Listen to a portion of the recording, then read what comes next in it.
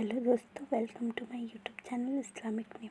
मेरा नाम साक्षी है और आज मैं आपको बताने वाली हूँ निसाज नाम के बारे में। निसाज नाम लड़कों के लिए इस्तेमाल किया जाता है। निसाज नाम एक इस्लामिक नाम है और अरबी ज़ुबान से लिया गया है। निसाज नाम का मतलब होता है टेलर, मतलब दर्जी।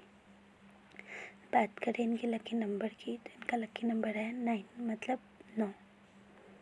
बात करें इनके लकी दिन की तो इनका लकी दिन है सैटरडे एंड ट्यूसडे, मतलब शनिवार और मंगलवार।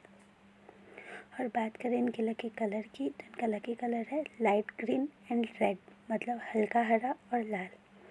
और बात करें इनके लकी स्टोन की तो इनका लकी स्टोन है टोपाज। टोपाज बहुत ही चमकीला और सुंदर रत्न होता है।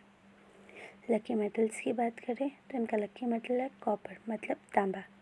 अगर आपका नाम निसाज है तो कमेंट बॉक्स पर अपना नाम ज़रूर लिखें। ये जानकारी अगर आपको अच्छी लगी हो तो हमारे चैनल को सब्सक्राइब करें और वीडियो को लाइक करें। अगर आप अपने नाम के बारे में जानना चाहते हैं तो कमेंट बॉक्स पर अपना नाम ज़रूर लिखें। अपने दोस्तों के साथ इस वीडियो को शेयर करें।